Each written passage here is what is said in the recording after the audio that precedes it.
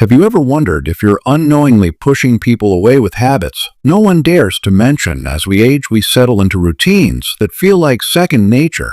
But some of these habits can quietly become blind spots, affecting how family, friends, and even strangers perceive us. In this video, we uncovered 12 subtle behaviors that might dim your dignity and distance others without you realizing it. You need to watch until the end because these insights, paired with practical steps, will empower you to make small changes that restore your confidence, strengthen your connections, and help you carry yourself with the grace and respect you've earned, transforming how others experience you and how you feel about yourself. Before we begin, I would appreciate it if you like this video. You can help me continue to spread the old age lesson. If you haven't subscribed yet, I recommend you subscribe and turn on the bell so you don't miss any videos. If you like this video, please comment number. If you don't like it, comment number 0 to let me know so I can make a better video for you now.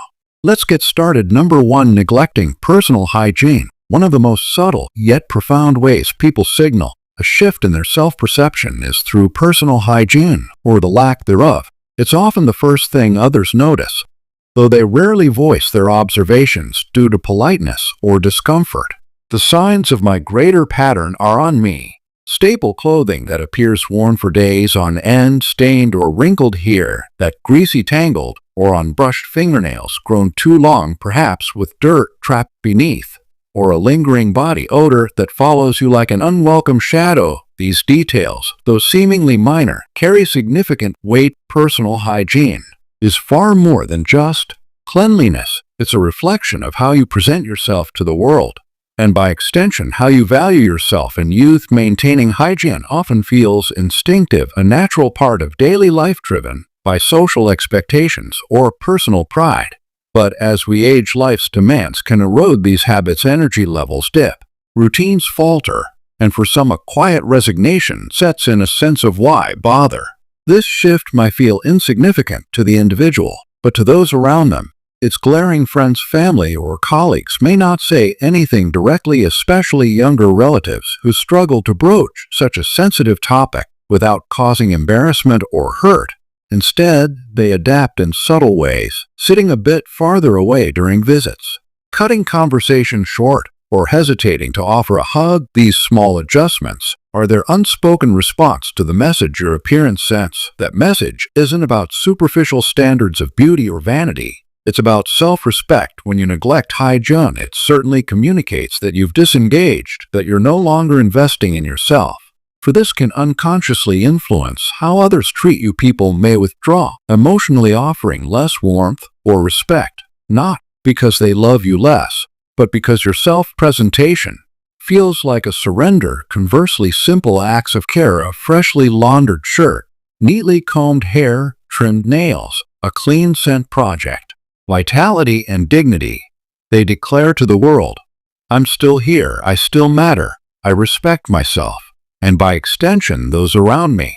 Hygiene is a quiet but powerful invitation for others to engage with you warmly, to see you as vibrant and worthy of closeness.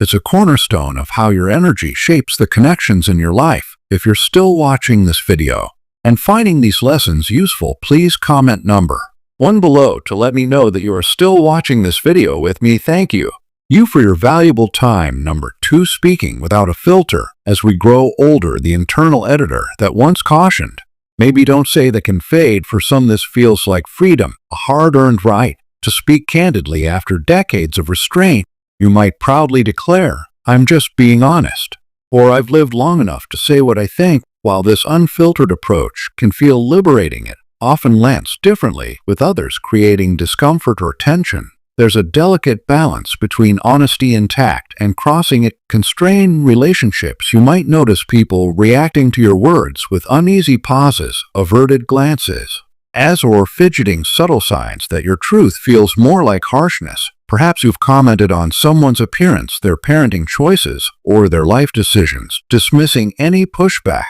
with I'm just telling it like it is, or people are too sensitive these days. But honesty without empathy often sounds like criticism, and those on the receiving end may not voice their hurt. Instead, they distance themselves. Invitations to gatherings dwindle, phone calls grow shorter, or conversations become surface level. They're protecting themselves from what feels like judgment, even if that wasn't your intent. The key is to pause before speaking and ask yourself two questions. Is this helpful? Is this kind? What feels like speaking your truth might be a release of personal frustration landing heavier than you realize. A good rule of thumb is to consider whether you'd want someone to say the same thing to your child or grandchild. If the answer is no, it's worth rethinking your words. Aging brings a wealth of wisdom, and when that wisdom is delivered with compassion, it's magnetic. People lean in eager to hear your perspective because your words foster connection rather than division. By choosing kindness, you wield the power of your voice to strengthen bonds and earn deeper respect. The number 3, wearing clothes that don't fit anymore. There's comfort and familiarity savoring the same breakfast each morning, walking a well-worn path, or slipping into clothes that have been wardrobe staples for years. But when it comes to clothing, clinging to the familiar can project carelessness. Pants that sag or bunch awkwardly, shirt that strain of the seams or hang too tightly, shoes worn threadbare, or styles frozen in a bygone era. These choices send a message, whether you intended or not. While no one may comment directly, they notice, and it shapes their perception of you. This isn't about chasing fleeting fashion trends or dressing like someone decades younger. It's about present, putting yourself in a way that honors who you are now. Clothing that fits well, is clean, and feels intentional, reflects self-awareness and pride. Shows you're still engaged with the world, still invested in how you move through it. When people see an older adult in well-chosen, well-fitting clothes, perhaps a crisp sweater that complements their frame or shoe, does that look polished? They feel a quiet admiration. It's not about the price tag or brand. It's about the effort. A simple upgrade like swapping outdated slacks for a modern tailored pair, or choosing a shirt and a color that brightens, are complex and can shift how others respond. They see someone who's present, confident, and worthy of respect, not because of the fabric, but because of the intention behind it. If you're still watching this video and finding these lessons useful, please comment number 2 below to let me know that you are still watching this video with me. Thank you for your valuable time. Number 4, interrupting or dominating conversations. With age comes a wealth of experience. And the urge to share is natural. You've lived through decades of lessons, triumphs, and challenges, and you want to be heard. But in that eagerness, it's easy to overlook the space others need to speak. You might interrupt to share a story, offer unsolicited advice, or steer the conversation to your perspective, only to realize later that you've spoken for minutes without pause. This habit, though well-intentioned, can stifle dialogue and leave others feeling unheard. People rarely call this out directly. Instead, they withdraw, quietly reaching out, less often keeping interactions brief or hesitating to share their thoughts. This is especially true with younger adults or grandchildren who may already feel a generational gap and struggle to connect. When conversations feel one-sided, they disengage, not out of disrespect, but because they crave mutual exchange. The antidote is simple but powerful. Listen more than you speak. Ask open-ended questions, leave room for silence, and resist the impulse to fill every pause with your insights. When you create space for others, they feel valued and seen, which deepens trust. The less you dominate, the more your input is sought. People, especially younger generations, will gravitate toward you, eager for your perspective when they know you're truly listening. By balancing sharing with curiosity, you become a bridge across generations, fostering conversations that are rich, reciprocal, and enduring. Number 5, complaining about kids. These days, it often begins with a fleeting observation. A teenager engrossed in their smartphone, oblivious to the world around them, or a young adult in their 30s making a choice that seems perplexing or misguided to you. These moments, seemingly innocuous, can snowball into a pattern of vocal complaints about kids these days.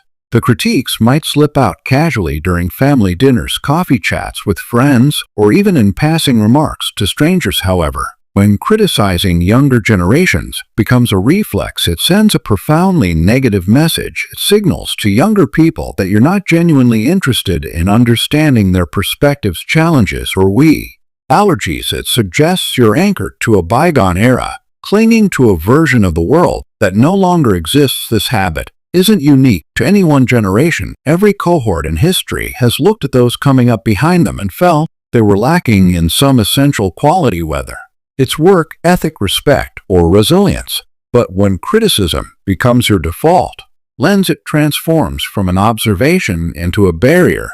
It feels like rejection to those on the receiving end, creating distance rather than connection. Younger people may stop sharing their thoughts or seeking your advice, sensing that their experiences will be met with judgment rather than curiosity. The antidote lies in shifting your approach from criticism the genuine inquiry. Instead of proclaiming "these kids today have it so easy," consider asking, "What's it like navigating the world you're growing up in?" This simple pivot opens a door to meaningful dialogue. It shows younger generations that you value their perspectives and are willing to listen, even if their world feels foreign to you. Your true influence doesn't come from proclaiming the superiority of how things used to be, but from acting as a bridge between generations. When you approach younger people with respect and openness, are far more likely to engage with you authentically. They'll ask questions, seek your guidance, and turn to you, not out of obligation, but because they genuinely want to connect. That's the kind of lasting impact that begins with letting go of the need to always be right about the past. Number 7. Oversharing. Medical problems. Age inevitably brings physical challenges, and it's natural to want to share your experiences with others. However, when conversations consistently revolve around medical issues, every ache, every doctor's visit, every new prescription, it can drain the energy of those around you. Friends, family, and even casual acquaintances may begin to feel like they're trapped in a clinical waiting room rather than enjoying a meaningful connection. This is especially true for younger family members who may feel overwhelmed, helpless, or unsure how to respond. Over time, they might withdraw, not out of indifference, but from quiet emotional exhaustion.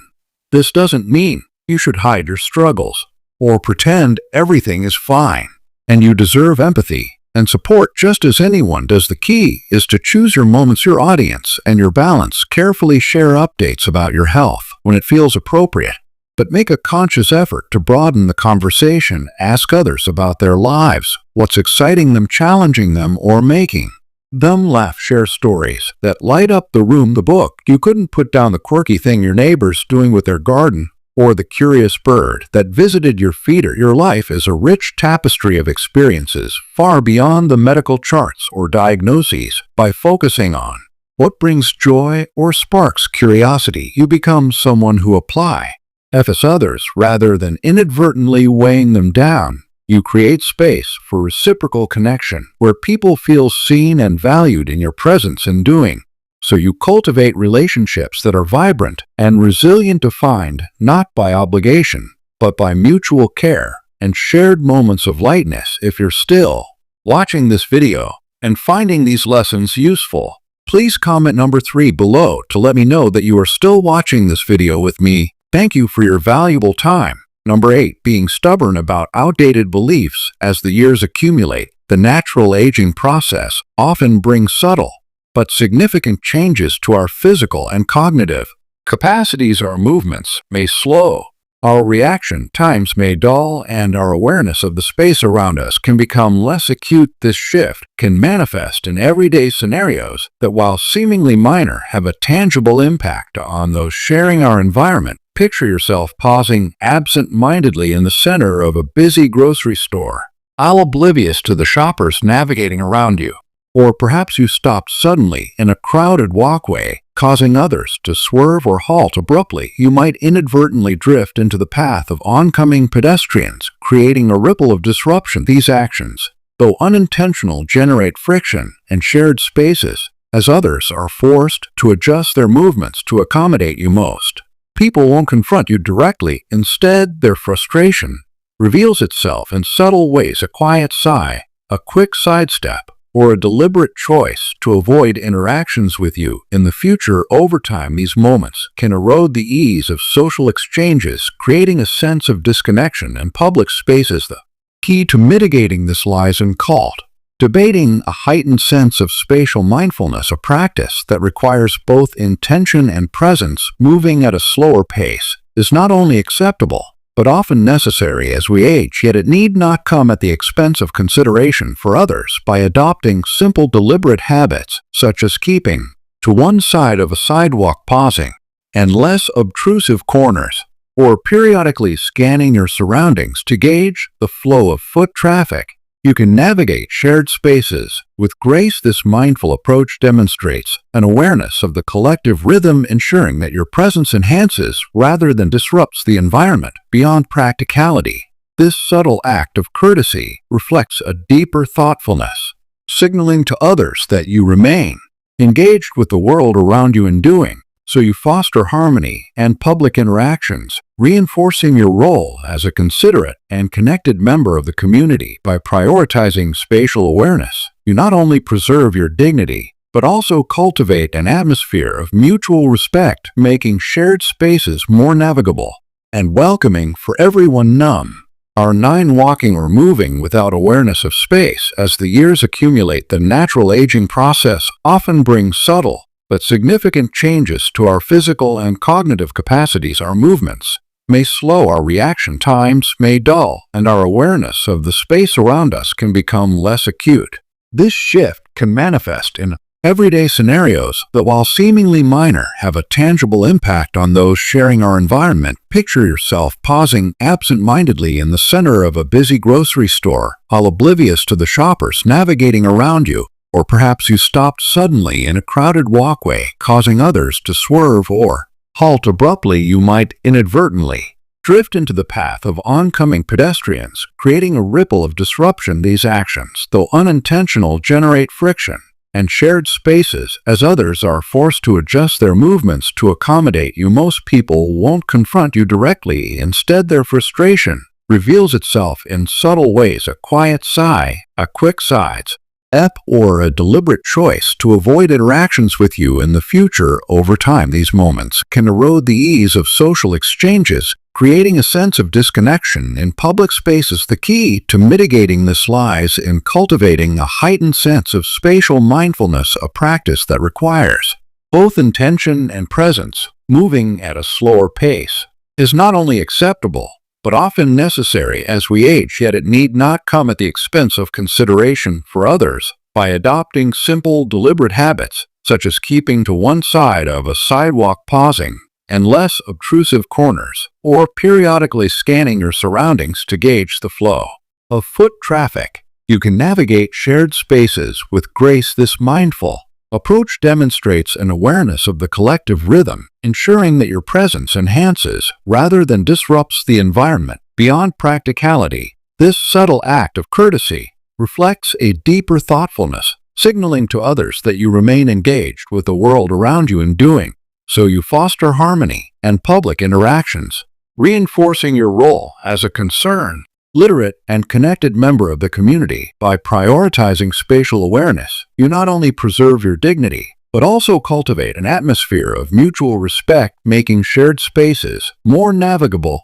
and welcoming for everyone. Number 10. Making jokes that don't age well. Humor is a deeply personal expression, often shaped by the cultural and social contexts of our formative years. Jokes that once elicited hearty laughter among friends or family may now fall flat, or worse, create discomfort in today's more sensitive and inclusive social landscape. Sarcastic remarks, playful teasing, or humor rooted in stereotypes might feel light-hearted to you, carrying nostalgic weight of a time when such quips were commonplace. However, in the current era, where younger generations prioritize empathy, respect, and cultural sensitivity, these jokes can come across as outdated, insensitive, or even exclusionary. The response is often subtle: a forced smile, a polite chuckle, or a quick change of subject, but the impact is clear.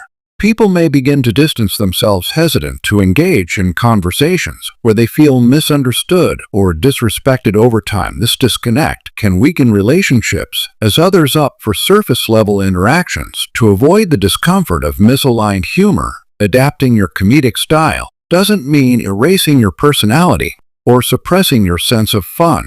Rather, it involves refining your approach to align with contemporary values. While staying true to your voice, before sharing a joke, take a moment to reflect on its intent and potential impact. Does it uplifting and connect?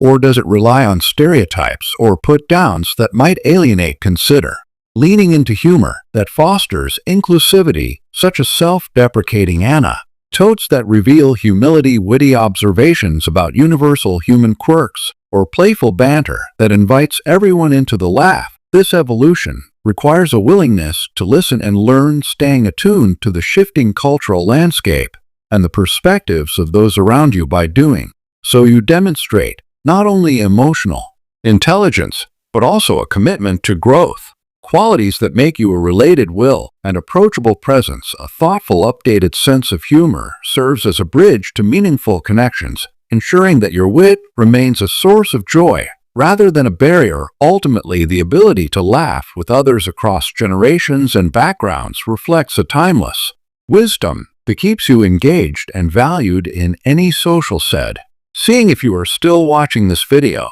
and finding these lessons useful, please comment number 4 below to let me know that you're still